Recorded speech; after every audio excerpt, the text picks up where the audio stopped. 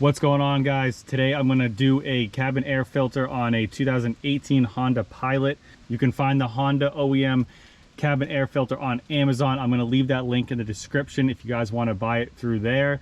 This cabin air filter also fits a whole lot of different Hondas. So if you guys are finding it for a Honda Ridgeline, Honda Pilot, Civic, Accord, you guys can buy that link. So it's a very simple thing to do. The cabin air filter is behind the glove box.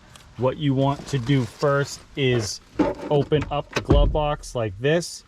You are going to bend in both of these sides just a little bit to release the door to fold down. Yeah, as you can see that the glove box is empty. You want to remove everything out of the glove box first because a lot of it will fall on the ground if you're not careful or if you have a lot of stuff in there. So I would suggest emptying this out. And then if you push both sides in like that, it'll detach from the dashboard. All you want to do is just bend this stuff in a little bit like that. You can see that it's cut out. And then right here, this is where the cabin air filter is located. You can see the airflow. It's got an arrow pointing down. There's also an arrow on each side. So you can push both of these in at the same time, and then it's going to slide towards you.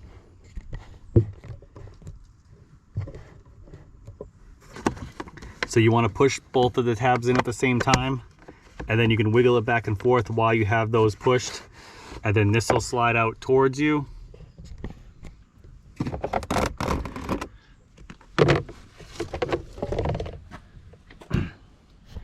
And then obviously the cabin air filter will come out just like that. And then you can change this out. I've already changed this one.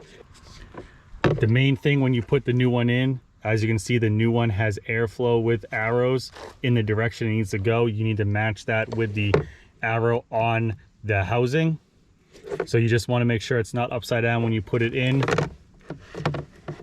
So then on this side, you have the part number for the cabin air filter. Like I said, the link will be in the description that you can buy this Honda right from Amazon. Get the OEM one made in USA.